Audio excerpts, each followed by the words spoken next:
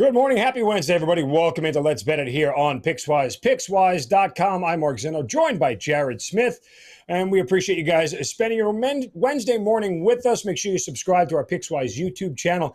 Leave the comments below. Let us know what games you're on, what questions you have. We'll try to get to them all throughout the entire show as well. Make sure you download the Pickswise app, available on Apple Play and Google Play, or Apple Stores and Google Play, everywhere you get your apps. Apple Play, Google Play. Let's play some betting here, Apple Jared. Play, Orange Play, Banana Play, Peppers Play, I'm just ready to start making fruit or plays on vegetable. football.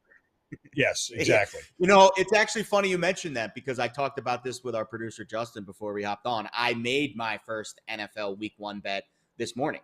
Not going to talk about it on today's show. We're going to save it for a little later in the week because we have, again, a lot of other things to get to. But I expect the text post-show. The point is the NFL vibes are starting to waffle.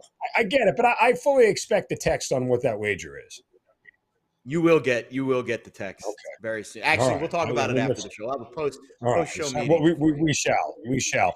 We have a lot to get to today. We got some baseball to get to. We'll look at some college football futures. And, of course, the Queen, Diane Knox Balas, will join us to handicap the FedEx Cup playoffs, the Open at Eastlake, and what we have coming up here. Just an amazing weekend. And I was saying this earlier, if you've never been to Eastlake to go watch the Tour Championship, it is an amazing event. Like, it is one of the best golf events I've ever been to. So much fun. They do such a great job there. But let's start here with our baseball segment, Better Up. And as always, is the trend your friend, Jared? Now, you and I have some symmetry going on today, and one of these trends here sort of leads where we're going. The Rockies are 9-1 in their last 10 games as underdogs versus Texas. Are you friending this trend? So Martin Perez, Jose Urena today. We'll talk about both of those guys in depth a little later.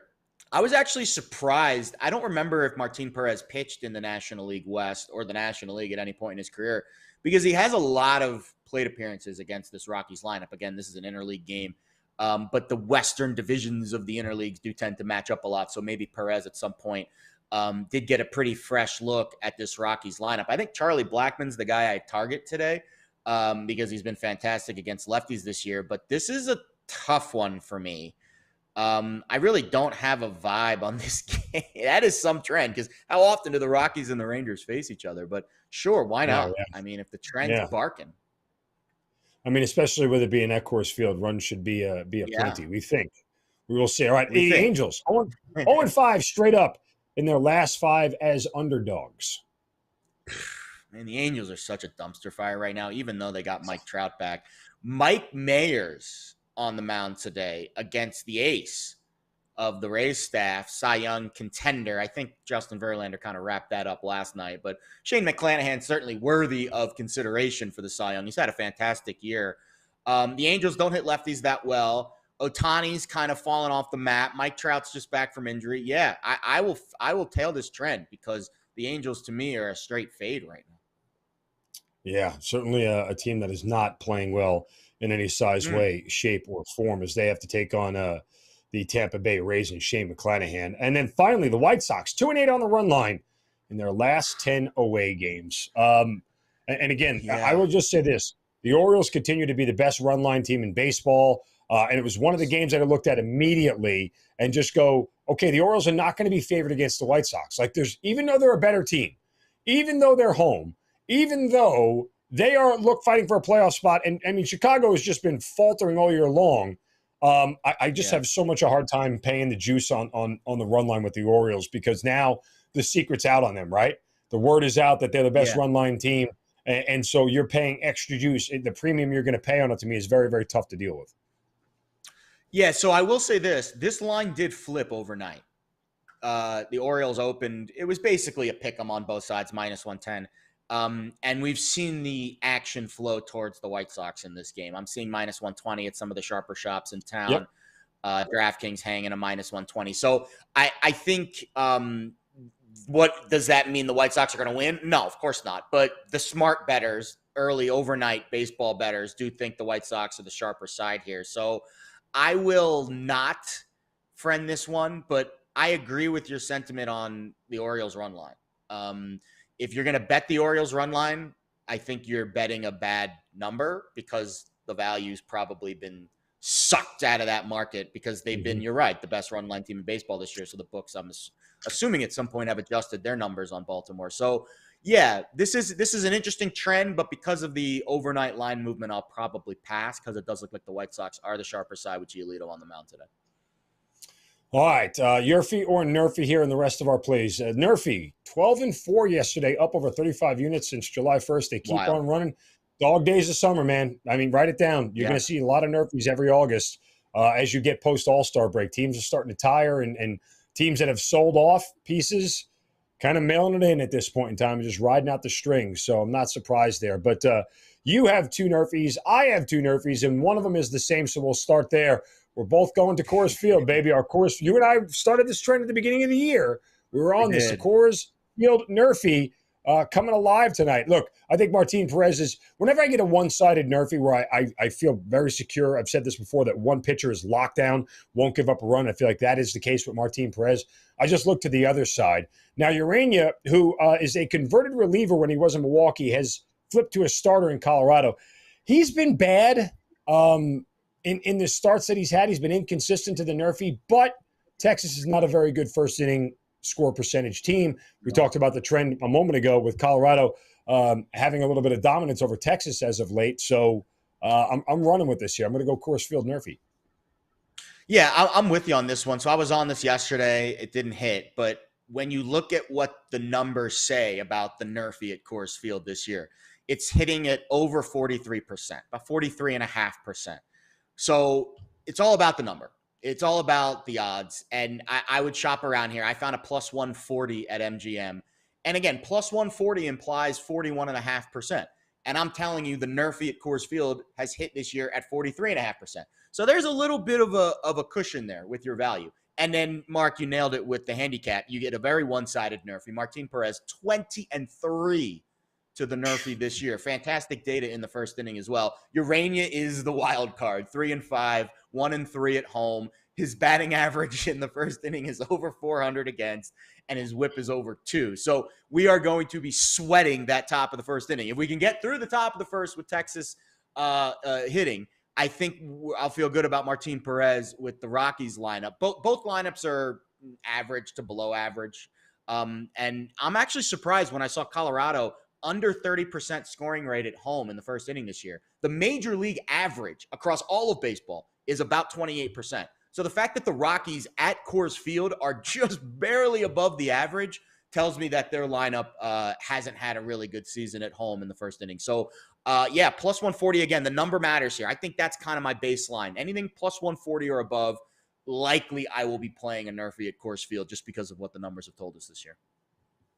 All right, one more Nerf for me, and then I'll hand it off to you. But I'm going to go to Atlanta and Pittsburgh today. You get Kyle Wright, who's been fantastic all year long to the Nerfy, as most Braves pitchers have been, truthfully. But going against Mitch Keller. Now, Mitch Keller allowed a run in the first inning to the Red Sox last time out. Prior to that, he went 7 in a row, and 12 of his last 14 to the Nerfy. And that includes he also had 2 relief appearances over that span where he didn't give a run up in the first inning that he pitched. So that matters to me because Kyle Wright, again, 12-2 over his last 14 to the Nerfy here. Braves trying to close out a season sweep of the Pirates. Braves have struggled in series closeout games for some reason this year. I think you get a decent price at minus 125 here. I don't think Mitch Keller is as much of a wild card as at least the numbers say he has been. So if he bounces back from a bad start against the Red Sox here against the Braves, we should be able to cash this Braves-Pirates Nerfy. Yeah, my screen's been lighting up with Braves money. Of course, this is an early game, 12:35 Eastern, yes, so it starts in about 2 hours. Yeah, the day game vibes. That's something I'm going to add to my Nerfy tracker next year, day, night, and see if there's any, early sleepy bets that kind of factor into that. Again, but usually they call off batting practice in these morning things, right? They don't take batting practice because the game ended late the night before. So they give the players a little extra rest. And so there's no organized batting practice for these guys to get to. And generally there's a slower start to things. Especially day game after a night game. I would be fascinated to see what the splits are there. But, totally off topic. The Braves, I'm not going to bet this because it's like minus 250, but I am seeing my board light up with green and red with Atlanta money. So we'll see how that goes. And the Braves actually third best profit loss on the Nerfy this year. They're up almost 15 units on the Nerfy this year. Only two teams, the Reds and the Giants, which we'll get to a little later, have a higher PL on the Nerfy this year. So the other Nerfy I like today is also a day game. It's a West Coast day game, though, so it's a little later in the afternoon. Cleveland, San Diego, Cal Quantrill, Blake Snell. 109-31 to the Nerfy since 2019. Again, we have a big 140 start sample size to chew on here. That is almost a 78% implied Nerfy rate. It's the highest implied Nerfy rate on my sheet today. And we're only laying 15 cents, which is implying about a 54% chance of the bet hitting. So I'm telling you that when these two pitchers are on the mound the last 3 seasons, 78% of the time the Nerfy hits, well, we're only 54% on the implied odds, so I feel really good about that. Quantrill's been fantastic. 11-0 on the road this year, 20-3 overall. His whip is under 160 batting average against. Snell's been set great at home, 7-1. Batting average on the interstate, as they say, 127 with a whip under 1. And the lineups don't add a ton of value here either. Cleveland's got a 28% scoring rate on the road. That's basically average. And San Diego just 29% at home, so not really above average. So average lineups, above average pitchers, and a relatively fair price at -115 over at Caesar. So that's the other Nerfy I like today, minus the play of the day, which we'll get to later. I do like one more that we'll talk about a little bit later on. But yeah, Cleveland, San Diego, Nerfy, afternoon Nerfy vibes on the West Coast today. I'm also on a Nerfy for my play of the day, but I do have one more baseball play. I wanted to make this my play of the day, but I don't know. I just would, like Jared said, let's make it quick and painless and get it over with. I don't have to watch all 9 innings of baseball. But Anibal Sanchez back on the mound for the Nationals after what was a uncommon start for him against the San Diego Padres. Why was it uncommon? Because he went 5 innings, gave up 1 hit and 1 run. It was the first time all year long he's given up less than 3 runs in any start. He's been awful this entire year. Seattle obviously has a ton to play for. Although their lineup isn't as potent as I'd like it to be, they have been scoring a little bit as of late. They're on pace this month of August to outpace what they did in July and in June as far as runs scored. So I hope this keeps up here. Seattle over 4.5. And one of the other reasons I didn't make my POD is because it's a little juicy at -128. But if Sanchez, which I expect him to revert back to his very bad form of giving up 3 or 4 runs through 5 innings, there should be enough there against the Washington bullpen that is one of the bottom 10 in Major League Baseball. It's bottom 5 in the National League in earned runs, walks, and ERA. So there's a lot there to like about Seattle getting over 4.5 in this, although they are home, so they might not get the bottom of the 9th if they're sitting on 4 runs. So you lose a little bit of an at-bat right there. But I think with Anibal Sanchez there, I shouldn't have to worry about it too much. So over 4.5 for Seattle on their team total. All right, let's pivot here as the Open. Why do I keep saying the Open? The Tour Championship gets underway here in Atlanta, finishing up the FedEx Cup. And let's welcome in the queen, the one and only, the glow that she has about her. Diane Knox Balas joins us here to handicap the Tour Championship at East Lake. Diane, welcome and good morning. As always, looking dashing. Oh, well, you are so nice. Thank you so much. I don't always feel glowing right now, so I appreciate the compliment. But Mark, you're calling it the Open because it is a huge week this week. And the Tour Championship, the playoff finale, we have 3 playoff events, and this is it. The top 30 are in the field at East Lake in Atlanta. I say top 30, but we were rocked yesterday by the news that Will Zalatoris has been forced to withdraw. Crushing.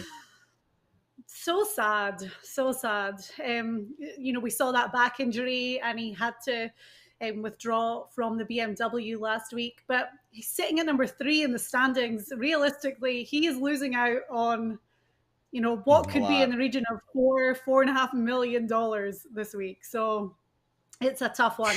I just hope he gets better soon. East Lake is one of the most notable. Yeah. Right. Go ahead, Mark. I was going to say, East Lake, one of the most notable courses in America. Now, I've been fortunate enough to play this course. And it is every bit of as beautiful as you think. I will say this much about it. And Diane, I want to know kind of your thoughts on the course and where it will challenge players. But I'll never forget, I think it's 16 is that par 3 that's almost all over water. And I'll never forget when we walked up to that thing and the regular players' tees, it was about 190 straight over water onto a, like a peninsula green that juts out. And I'm sitting there looking at this thing going, should I hit driver? Anyway, and then someone said to me, he goes, oh, by the way, the championship tees are back there behind those bushes. I go, where? And then he's like, back there. I go, I don't see anything. He goes, get in the cart. Let me show you. We drove behind this thing, and you stand there, and literally, it's like 245, 250 straight over water onto a very small green. I'm like, I wouldn't get there with driver. I'd be dead. Like, I'd be in the water every single time. It just gives you a scope of how fantastic this course is, and how beautiful it plays and how challenging it is to players. Sorry for my story, Diane, but where is the challenge for players at Eastlake? No, I love it. I love to hear the stories. And saying you've played Eastlake, that's huge, because it's been the venue for the Tour Championship forever now.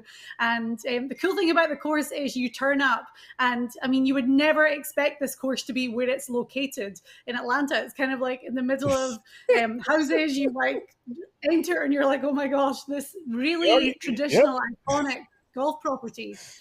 But it's a long course, as you say, a lot of water. There's that big lake in front of the clubhouse, well, kind of to the back of the clubhouse, that's pretty iconic. And it's, I mean, yeah, long, but it's hard to find the fairway. Fairways are tough to hit. Donald Ross greens are really important to kind of like pick your spot on the green.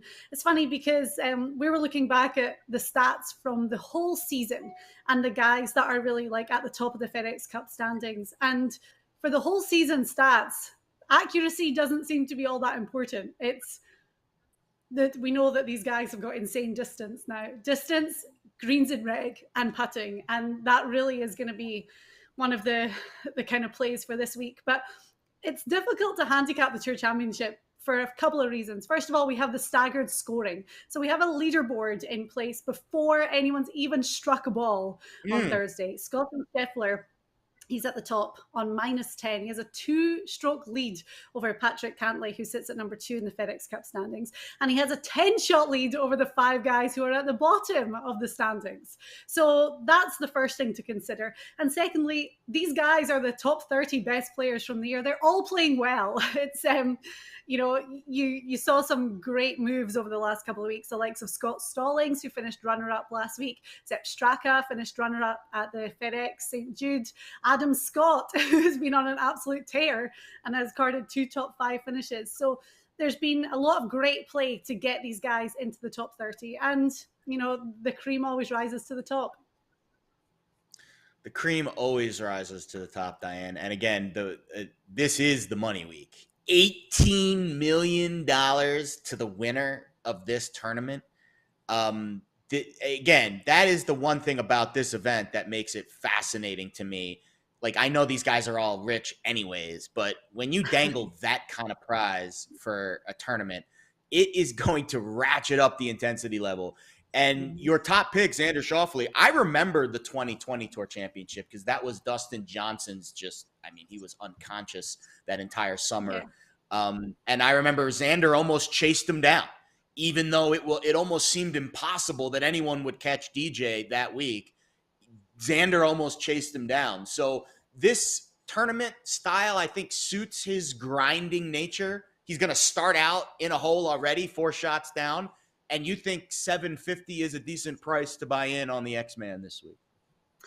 I love Xander at Eastlake. And history goes on to prove that.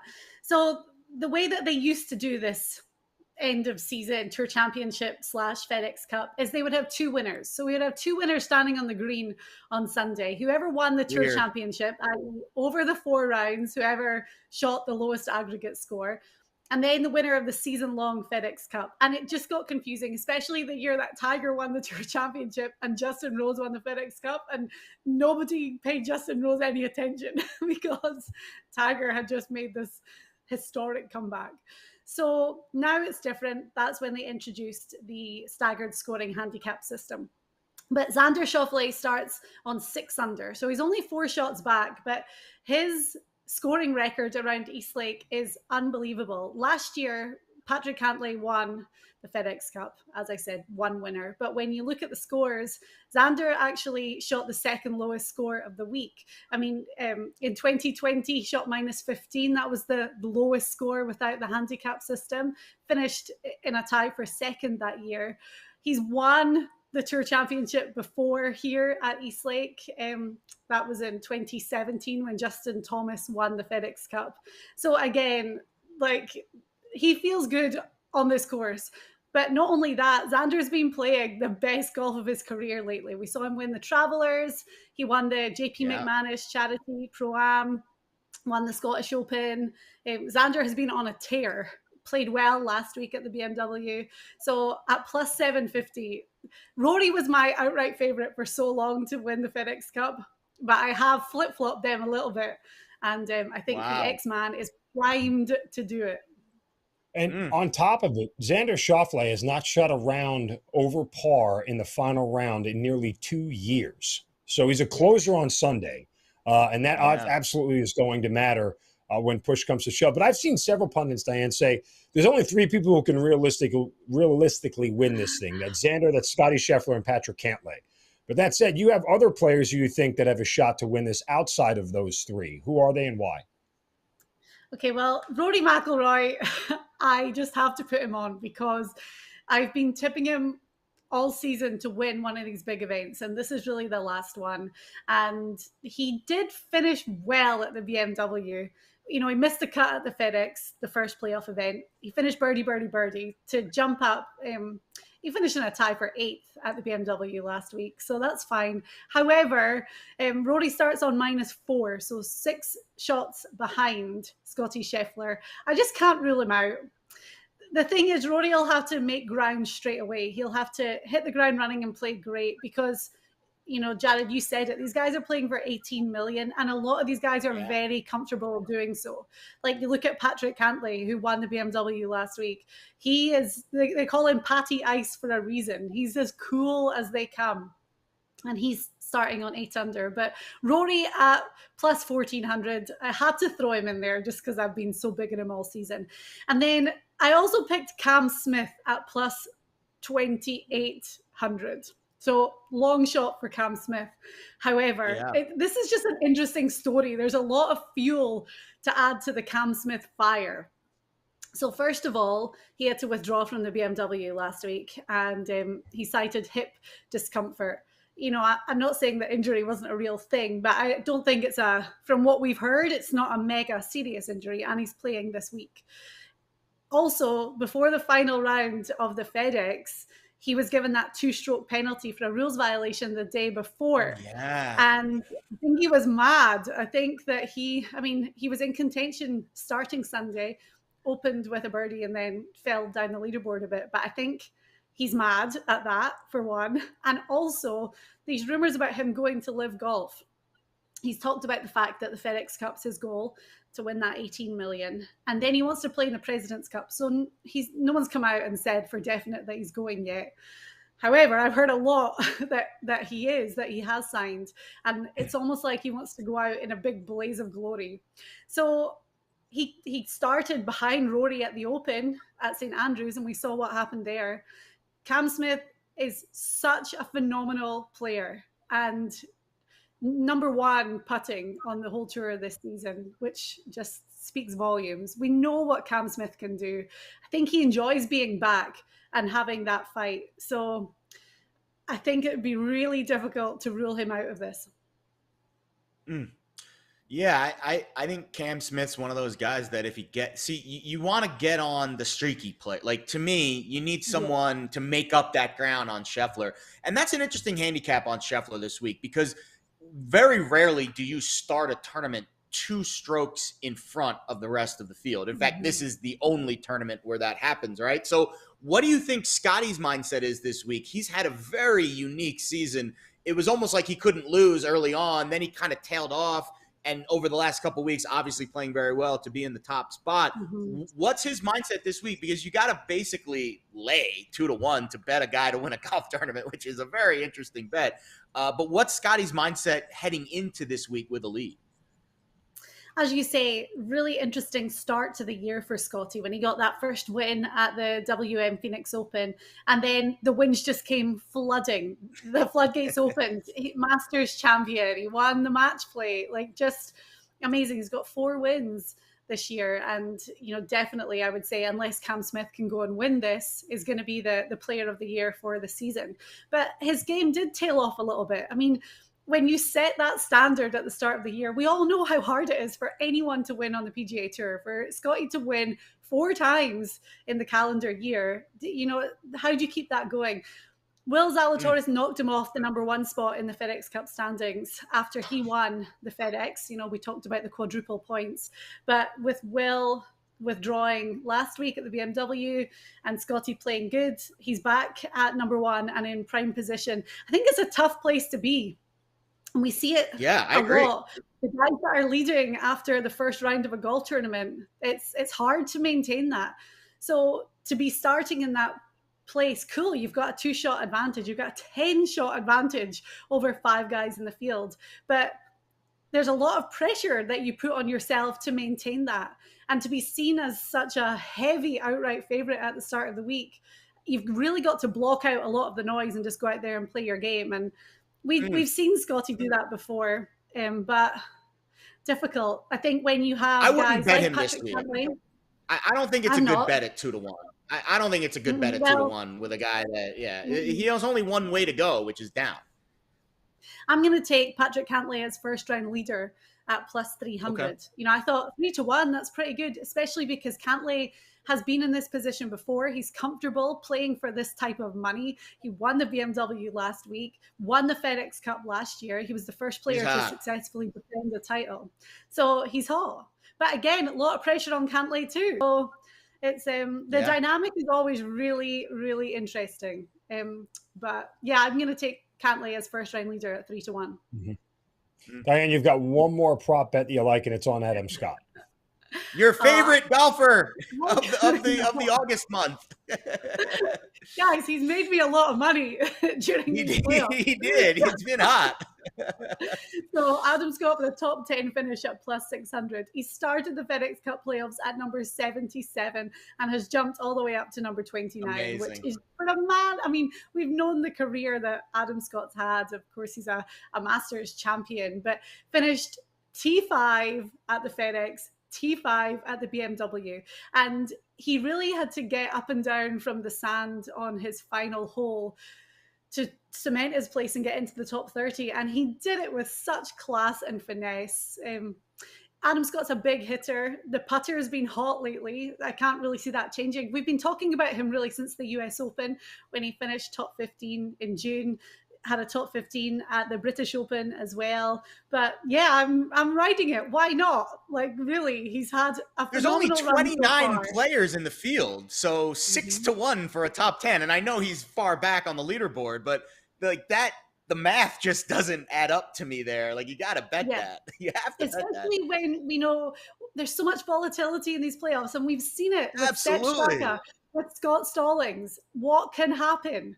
And Adam Scott, for him to be playing so well right now, can you imagine if I didn't take this bet this week? I would at 6-1 for a guy to make the top 10 with only 29 players in the field. Well, 28. Again, and a player that is that's playing as well. Yeah, 28. Yeah, if you don't include Adam Scott, with a guy that's playing as well as he is, I think that's a must auto bet. Yeah. So love it, Diane. Love it. Great job this season. Amazing job this season. I'd be sad to see the golf season end. Well, only for 1 week, and then the new season begins, so it's fine. Quick off season. You only get a short break. Quick off season for you, Diane. Hope you're well rested. No rest for the weary or the pregnant for you in that case. Yeah. So exactly. Continued best of luck. You still have the glow. Don't let anybody tell you different. We certainly appreciate the time as always. And let's cash some tickets, Diane. Thanks. Great stuff as always. Thank you, guys. Have a great week. All right. Diane Knox Balas, our golf analyst right here on Pickswise and Pickswise.com. You can read up all of her write-ups on the Tour Championship. Yeah, absolutely. All right, Jared, let's move here to some college football futures that are out there.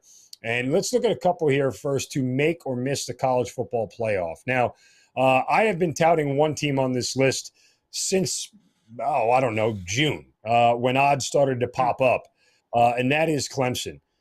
This is a team right now for their odds to make the college football playoff and win the national championship are fantastic. Why? They're clearly the best team in their conference. If they go undefeated or have one loss and win their conference, guess what? They're going to the college football playoff. I don't think anybody's going to debate that. As bad as the ACC may seem, it's not as discombobulated as the Big 12, nor is it as weak as the Pac-12. So it leaves it sort of de facto with them being sort of the other national power that's in our conscience as the one that would get a default bid other than Notre Dame. So I love Clemson here to make the playoff at plus 145. But we have some other odds up there as well. Georgia to make and miss it, the same minus 115. USC to make it, plus 400 to miss it, 550. Michigan, plus 450 to make it, to miss minus 650. And Texas, dear Lord, make plus 800, miss minus 1400. Any of those interest you at all? So last year you had Clemson miss the playoffs or the playoff, excuse me. And I think that is a motivating factor, obviously, for a team that has been very good under Dabo Swinney in his tenure.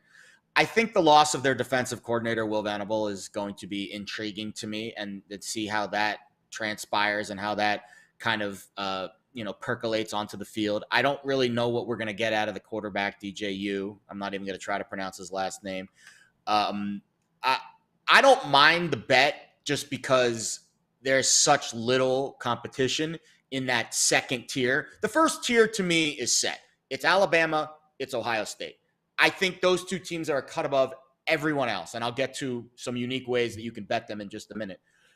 I think there's opportunity for the next two teams, and I don't know if Clemson's up to the task. I know they play in arguably the weakest Power 5 conference in college football, and I think there is a chance that Dabo takes this chip on his shoulder that, everyone's been talking smack on the Tigers and the runs over and this and that, blah, blah, blah, and uses that as fuel, because no one is as good of a motivator and getting the most out of what has been good talent, but not like Ohio State and Alabama, Georgia talent during this run. So, yeah, I don't have a problem with that bet. There's an opportunity for another team to reach out and grab a spot in the playoff this year, because I think there's a big gap between Alabama, Ohio State, and everybody else. Yeah, and again, remember, it's going to be it's not easy for two SEC teams to make the playoff, right? No. You need a very specific scenario, which is an undefeated one side of the conference playing against a one-loss other side of the conference. You need Alabama to lose in the SEC championship game, really. That's right. Really the way the undefeated team has to lose in the SEC championship to a one-loss team from the East, which is typically Georgia. That's a narrow window to fit in, so it's not always easy to get to that scenario to work out. So it might be three spots up for grabs. All right, national championship odds: Alabama plus 175, Ohio State plus 300, Georgia plus 400, Clemson plus 1,000, which I do like a lot. A&M at 25 to 1 along with USC, and then at 40 to 1 Oklahoma and Michigan. I would still put a ticket down on Clemson, but also I like Ohio State here. It's got to be their time. If they're not going to do it this year with CJ Stroud, it's not going to happen. Their defense leaves a little bit to be desired, particularly their secondary. They can be thrown upon, but they are going to score 45 points in the blink of an eye. They're going to score 35 points in the first half of most games that they play. One of my favorite bets last year, Jared, with this offense, which is going to be the best one in the country, was their team total over. Because if you got anything under 44, sometimes they were scoring 45 in the first half of games. So I think they'll do that again. This may be their year, and the one year that somebody can upset an SEC team. I don't like Georgia with Stetson Bennett to run it back again. That's just my feeling on it, but we'll see what happens. Yeah, I think Georgia's gotten mixed results in the market so far. Again, there's such a big gap between Bama, Ohio State, and everyone else. I think you have to get creative with how you play those two teams, because you want to have exposure to those two teams. I mean, again, what is it, August 24th? I would be shocked if those two teams are not playing in their respective conference championship games, and I would say they both are going to be probably 7 to 10 point favorites in those conference championship games. Ohio State might be a 2-touchdown favorite in their Big Ten championship game, depending on who the other team is that comes out of the Big Ten West. So to me, that's the way to play the college football futures market at this, pre-flop stage.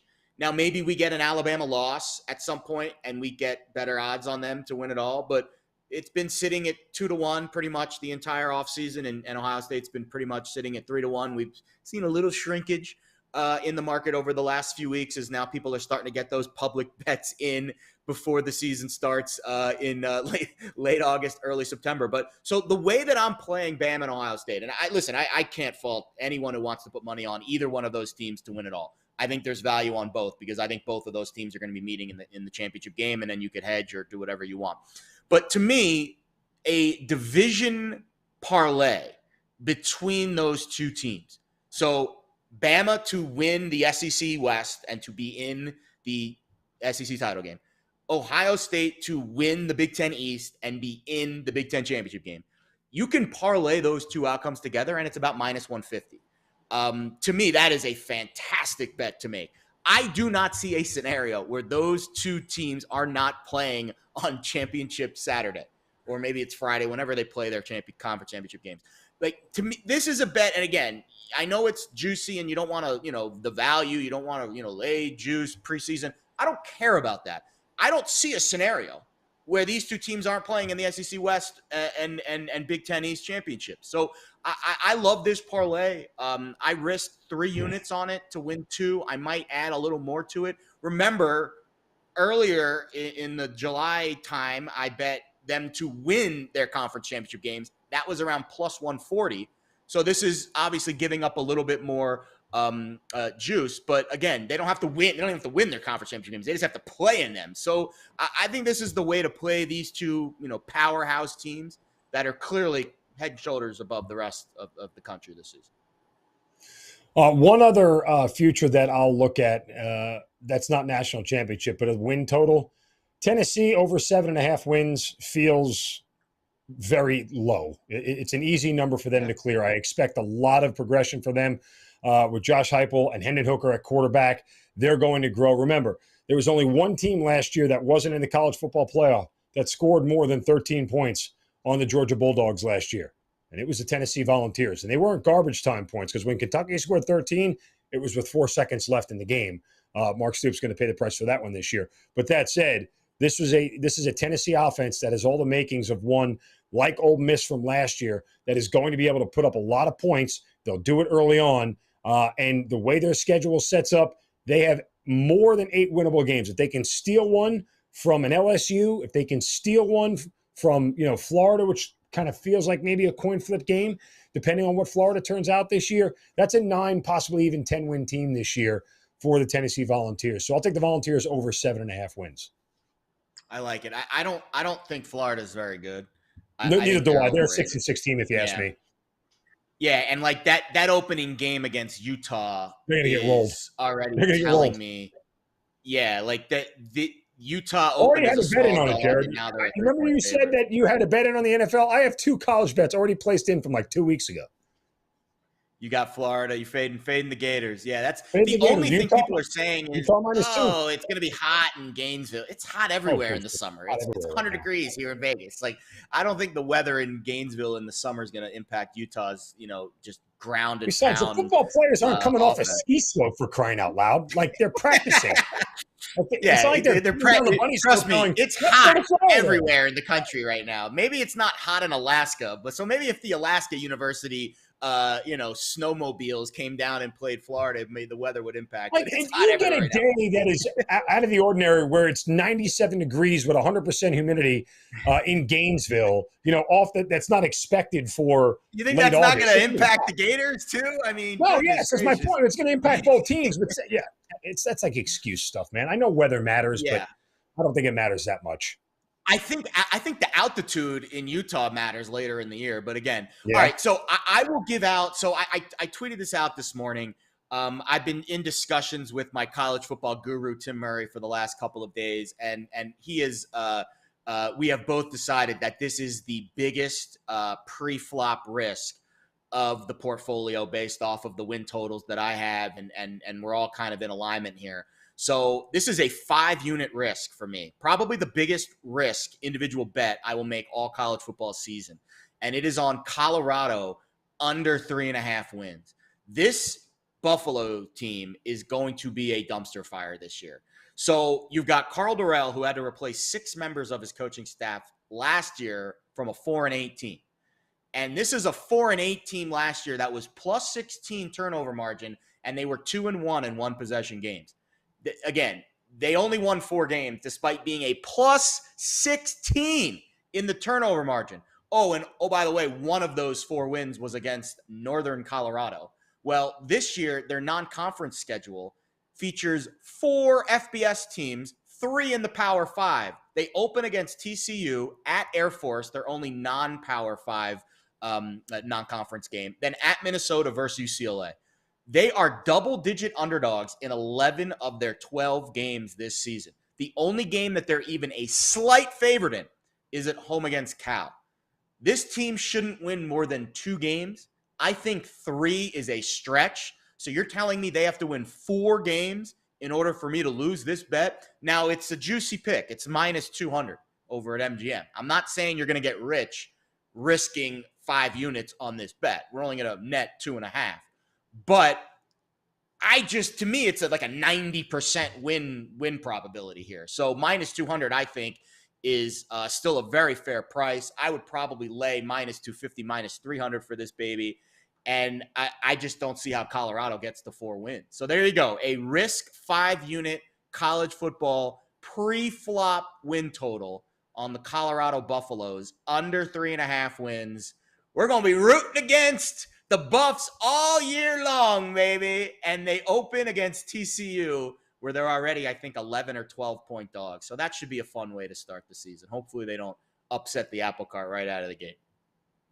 All right, from 5-unit plays to 3-star plays on the Pickswise website. Before we get to our plays of the day, Pickswise.com, where you go see all the plays from our experts. Jared, what's on the site for today? Yeah, Chadwick Wetzel's laying a big number with the Cardinals today. We lost yesterday. We split the pair with our plays of the day. I lost the Cardinals money line. Lauren hit her Max Fried strikeout props. Hopefully made a little money there. But Chadwick Wetzel's going back to the well with the Cardinals today. And Keith Schmelter has a Nerfy pick, which also mirrors my play of the day, which we'll get to in just one moment. Well, if that's the case, then I will lead off with plays of the day for myself, as I am also on a Nerfy. And anytime I see a Nerfy, or a Yerfy for that matter, that is evenly priced on both sides, it's intriguing to me, and it tells me that it's a coin flip situation, but not from the standpoint of just, hey, it's 50-50. There are things that are balancing out on both sides in the numbers, and that's the case today between the White Sox and the Baltimore Orioles, this game in Baltimore. The White Sox start Lucas Giolito, who's been very good to the Nerfy this year. However, Spencer Watkins of the Orioles, not so good. Here's the real, rub between these two teams. They are both bottom 5 in first inning run scored percentage in Major League Baseball this year. Strangely enough, the White Sox are actually a little bit better on the road. However, strangely enough, the Orioles are actually a little bit worse at home. So you're getting all of these numbers coming together, which leads me with a very even price at minus 113. And I'll take the Nerfy here between the Orioles and the White Sox. Both of these teams, by the way, have scored a first inning run in 2 of their last 3 games. We'll get a regression back to the mean of where they are, what their numbers are for the season. So Nerfy, Orioles, White Sox. Love it. I saw this pop up on the one of the handles I follow that does like algorithms for games. It popped up as flashing some value on the Nerfy here. So I will probably tell you on this baby. So Keith Schmelter, I mentioned, has a Nerfy for his 3-star play of the day. The Pickswise editors have been fantastic with these bets this year. When I was doing my scans this morning, this Nerfy popped on my sheet. It's the Tigers and the Giants matinee game. Get it in early. I laid 25 cents here over at the South Point. Logan Webb, Matt Manning, 65-28 to their Nerfy record this year. Since 2019. So again, that's a pretty decent sample size there, almost 100 starts. And that's about a 73% implied Nerfy rate. So minus 125, implying about 56, 57%. I feel good that we're getting a little bit of value there. And then you start to really dive into these lineups.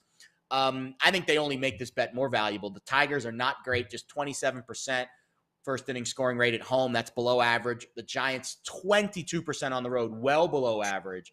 And again, Matt Manning, I really think he's a guy. The Giants lineup to me is the only lineup that I think I'm worried about here, even though they've been really bad on the road. But Matt Manning, 11-0 at home to the Nerfy since 2019. So again, he's been perfect in this regard. I hope he doesn't slip up today. And another reason I really like this bet getaway day, daytime, early matinee vibes, your fee yesterday.